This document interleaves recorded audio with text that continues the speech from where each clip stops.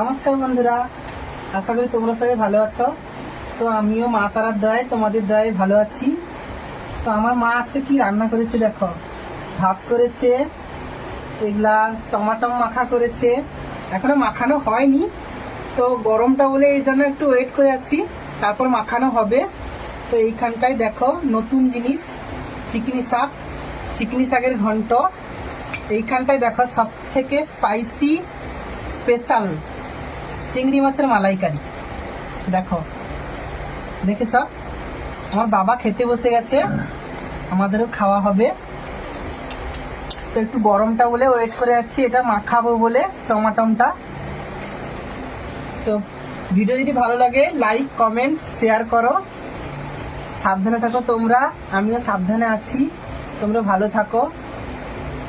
নমস্কার। রাখো।